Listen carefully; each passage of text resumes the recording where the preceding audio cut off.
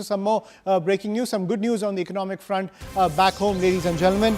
India's retail inflation has eased to a 7-month low at about 3.61% is what we are learning thanks to cooling food prices. So India's retail inflation has eased to a 7-month low of 3.61% in the month of February thanks to cooling food prices. What we're learning is that year-on-year inflation rate based on the All India Consumer Price Index for the month of February 2025 over February 2024 is 3.61%. There is a decline of 65 basis points in headline inflation of February 2025 in comparison to January 2025. It's the lowest year-on-year inflation after July 2024. So that is good news on the economic front, as inflation has been one of the key points of attack from the opposition camp against the centre. What we are learning now is India's retail inflation has eased to a 7-month low of 3.61% in February thanks to cooling food prices. To get more details, I'm joined by my colleague Pallavi Ghosh on the broadcast. Pallavi, give us the details, some good news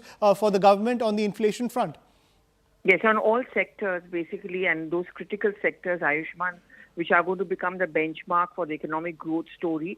February 2025 figures, and this is important because it's also in the fiscal year. The new fiscal year begins. The budget has already been presented. Many schemes have been launched by the government, and those are the test cases. So apart from the overall inflation index, which has fallen by over 5.5 points. I think the critical areas that we also need to look at is where the food inflation has fallen. And this is also an important benchmark. Apart from that, in the rural sector as well as in the urban sector, there has been a sharp drop in the inflation figures. This, if we look at economic experts and the finance ministry, is considered to be a good news, because now we are going to henceforth look forward to all the other parameters which the government is going to be working on. And this is also now going to become the basis of, say, the GST new rates, which are going to be tweaked, and many other schemes the government now wants to implement.